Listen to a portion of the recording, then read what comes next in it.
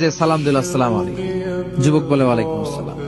আহমদ ইবনে হাম্বল বলে, যুবক আমার যাওয়ার জায়গা নেই, সফরে বেরিয়েছি, খুব শীতে কষ্ট পাচ্ছি, রাতে যদি তোমার এই চুলা থেকে একটু আগুন পোহাই কোনো সমস্যা? যুবক বলে, না না সমস্যা না, আহলান ওয়া সাহলান, খোশ আমদেদ, আসেন আসেন, আপনি আগুন পোহাইলে আমার সমস্যা কি? সুবহানাল্লাহ পড়েন।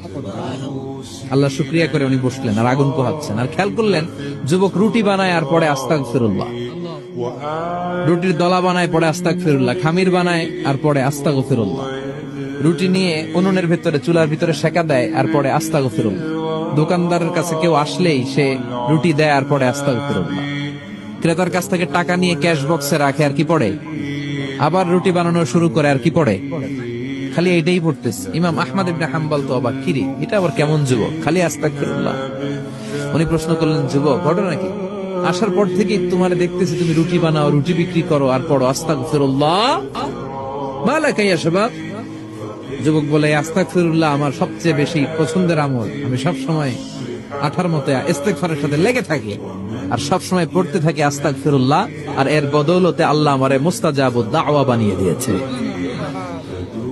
আহমদ ইবনে হাম্বল তো অবাক, আনতা মুস্তাজাবুদ দাওয়া, তুমি মুস্তাজাবুদ দাওয়া, রুটিওয়ালা? আমি এত বছর হাদিস পড়াই, আমিও তো মুস্তাজাবুদ দাওয়া না।